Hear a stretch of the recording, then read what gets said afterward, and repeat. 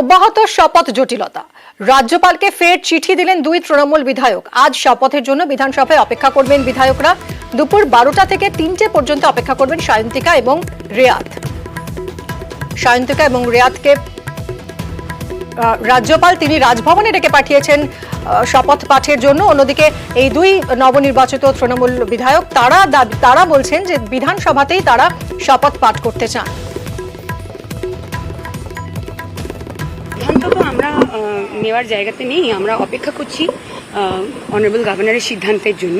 তো আবার আমরা আবেদনই করেছি যে আপনি যদি আমাদের বিধানসভায় এসে অ্যাসেম্বলিতে এসে আপনি আমাদের শপথ বাক্য পাঠ করান। দেখুন, আমরা চাই যে বিধানসভায় উনি এসে স্পিকারের সামনে আমাদের যাতে ওঠটা হয়, ঠিক আছে, এটাই আমরা চাইছি। আপনারা কালকে বিধানসভায় আসবেন? আমরা বিধানসভায় ওনার জন্য 12টা থেকে 4টে পর্যন্ত আমরা এখানে ওয়েট করবো। আপনারা রাজভবন কালকে যাচ্ছেন? আমরা বিধানসভায় আমরা এখানে ওয়েট করবো। এরকম দুর্ভাগ্যজনক ব্যাপার হচ্ছে। লোকসভাতে আমরা দেখছি কি সুন্দরভাবে হয়ে গেল শপথ গ্রহণ। আমাদের এখানে দুজন মিড টার্ম পোলে যারা জিতে এসেছেন তাদের শপথ গ্রহণকে কেন্দ্র করে কেন এত বিতর্ক তৈরি হচ্ছে এটা আমার জানা নেই। B.R. আম্বেদকর এই প্রসঙ্গেও বলেছেন, কারণ মিড টার্ম পোলে যদি কেউ জয়লাভ করে আসে তাহলে স্পিকার তাকে শপথ বাক্য পাঠ করাবেন। যিনি আমাদের বিশেষ করে কনস্টিটিউশনের স্রষ্টা, তার বক্তব্য স্পিচ, সেই স্পিচের কপিটাও আমরা বার করে রেখেছি, দরকার রাজ্যপালকে সেটা আমরা দেখাবো। জমি দাও না হলে ছেলের মাথা নাও, ঠিক এভাবেই হুমকি আদিবাসীদের দেওয়া হয়েছে। হুমকি আর তারপর প্রায় 22 বিঘা জমি দখল করে নেওয়া হয়েছে। আর সেখানেই তৈরি বিলাসবহুল আবাসন। বীরভূমের চাঞ্চল্যকর অভিযোগ রিয়েল এস্টেট সংস্থার বিরুদ্ধে, যদিও মানতে নারাজ তারা।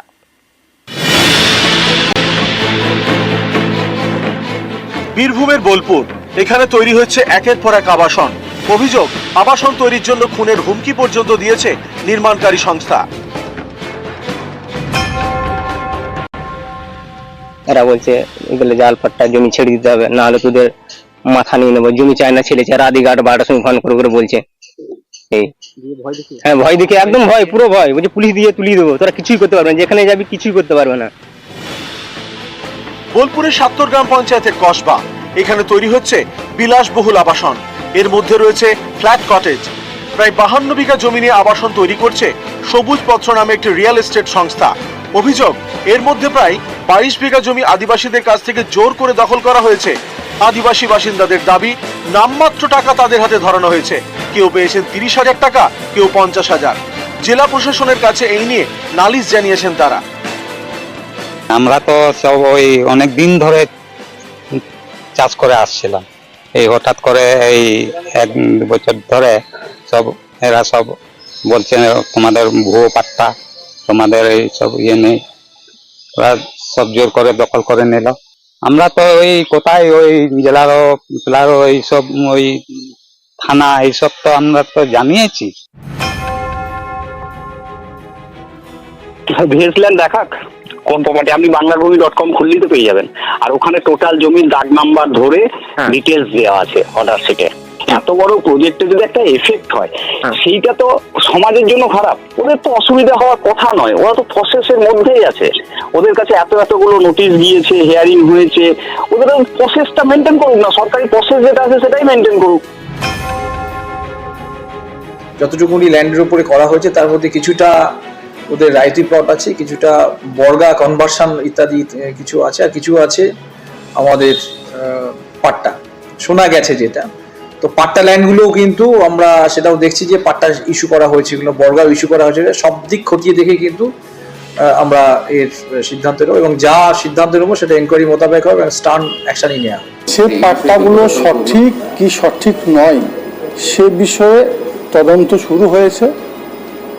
এটা আগে তদন্ত সম্পূর্ণ হোক। যদি সত্য থাকে, ওই তার যে অভিযোগের সত্য থাকে, তাহলে তাদের বিরুদ্ধে কঠোর ব্যবস্থা নেওয়া হবে। কিন্তু কিভাবে এই জমি গেল তা নিয়ে তদন্ত চলছে। যদিও গ্রামবাসীরা জানাচ্ছে বহু জায়গায় তারা অভিযোগ জানিয়েছেন, জেলা শাসক থেকে শুরু করে একদম উপর মহল পর্যন্ত তারা অভিযোগ জানিয়েছেন, কিন্তু এখনো পর্যন্ত কোনো সুরাহা হয়নি।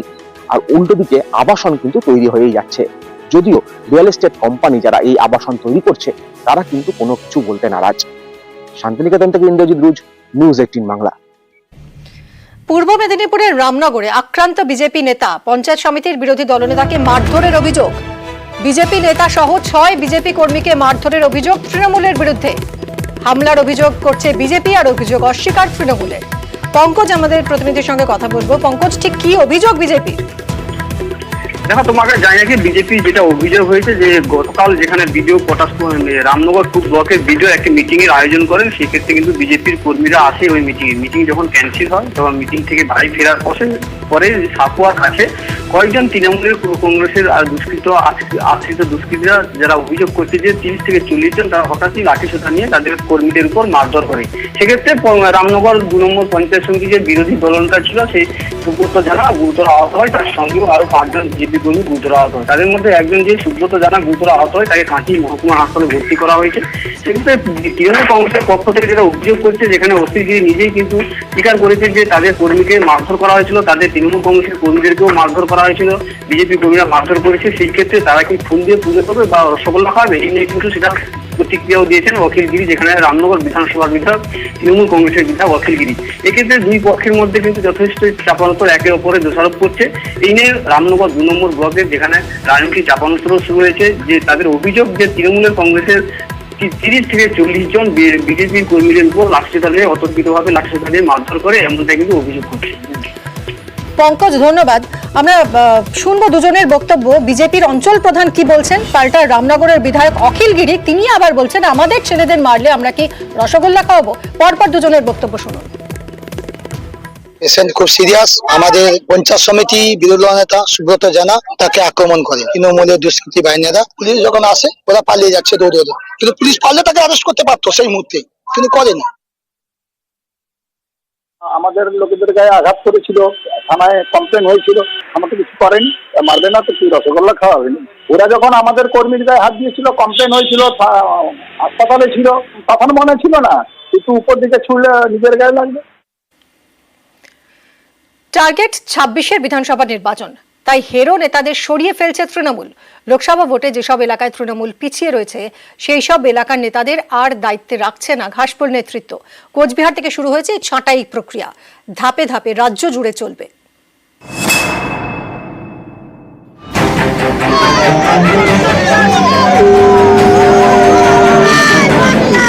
পাখির চোখ 26-এর বিধানসভা ভোট, তাই এখন থেকেই কোমর বেঁধে আসরে তৃণমূল শুরু করে দিয়েছে ছাঁটাই প্রক্রিয়া। যাদের পারফরমেন্স খারাপ তাদের ছাঁটাই। লোকসভা ভোটে যেসব এলাকায় তৃণমূল পিছিয়ে সেখানকার নেতাদের আর দায়িত্বে রাখা হচ্ছে না, সরিয়ে ফেলা হচ্ছে অঞ্চল সভাপতি এবং অঞ্চল কমিটির চেয়ারম্যানদের। 24-এর লোকসভা ভোটে বাংলা জুড়ে সবুজ সুনামি। 19-এ হেরে যাওয়া একাধিক আসন 24-এ পুনরুদ্ধার করেছে তৃণমূল, কিন্তু এর মধ্যেও উদ্বেগ বাড়াচ্ছে কিছু বিধানসভা এলাকার ফল। লোকসভা ভোটের ফলের নিরিখে রাজ্যের 294টি বিধানসভা আসনের মধ্যে 192টিতে এগিয়ে তৃণমূল। 2021-এর বিধানসভা ভোটে 216টি আসনে যেতে ঘাসফুল। 21-এর বিধানসভা ভোটে বিজেপির 77টি আসনে জিতলেও লোকসভা ভোটের নিরিখে তারা 90টি আসনে এগিয়ে। আর 21-এ কোনো আসন না পাওয়া কংগ্রেস এবার 11টি বিধানসভা কেন্দ্রে এগিয়ে। সিপিআইএম 21-এ ছিল 0, এবার এগিয়ে একটি বিধানসভা আসনে। 21-এর বিধানসভা ভোটে যেটা অনেক জায়গায় 24-এ পিছিয়ে পড়েছে তৃণমূল। এই ফল দেখেই সতর্ক ঘাসফুল শিবির। 26-এর ভোটের দিকে তাকিয়ে এখন থেকেই তারা কড়া। যেখানে খারাপ ফল সেখানে ছেটে ফেলা হচ্ছে লোকসভা ভোটের দায়িত্বে থাকা নেতাদের। অঞ্চল স্তরে নেতাদের ব্যাপক রদবদল করা হচ্ছে, কারণ এই তৃণমূল স্তরের নেতাদের ওপরেই বুথের ফল নির্ভর করে।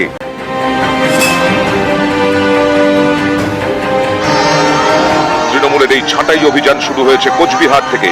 এই কোচবিহার আসনটি এবার বিজেপির থেকে ছিনিয়ে নিয়েছে তৃণমূল, কিন্তু 3টি বিধানসভা আসনে টেক্কা দিয়েছে বিজেপি। এই কোচবিহারের দায়িত্বে থাকা তৃণমূল স্তরের নেতাদের সরানোর প্রক্রিয়া শুরু হয়েছে। ধাপে ধাপে বাংলা জুড়ে এই রদবদল চলবে। দলের একেবারে অভ্যন্তরীণ সাংগঠনিক কিছু বিষয়, দল সারা বাংলায় বিভিন্ন অঞ্চলের ভোটের গতি প্রকৃতি, ভোটের বিশ্লেষণ, পরিস্থিতির মূল্যায়ন যথাযথভাবে শুরু করেছে এবং তার পরিপ্রেক্ষিতে সাংগঠনিকভাবে যদি কোনো প্রক্রিয়া চালানো থাকে সেই কাজ চলতে থাকবে। লোকসভা নির্বাচনের প্রেক্ষিতে 2019-এর তুলনায় 2024-এ ফল ভালো হলেও সামনে 2026-এর ক্ষেত্রে বিধানসভাতে প্রতি অঞ্চলেই তৃণমূল কংগ্রেস নিজেদের জমি ধরে রাখতে চাইছে, যে কারণে যাদের দায়িত্ব দেওয়া হয়েছিল বা হচ্ছে তারা যদি নিজেদের দায়িত্ব পালন করতে ব্যর্থ হন তাহলে দল যে রেয়াত করবে না, অঞ্চলের প্রত্যেক কটা দায়িত্বপ্রাপ্ত ব্যক্তির পারফরমেন্স যে পুরোদমে নজর রাখছে দল, এই ঘটনা সেদিকেই ইঙ্গিত বহন করছে। ক্যামেরা রাজীব সিং এর সাথে আবির ঘোষাল, নিউজ 18 বাংলা, কলকাতা।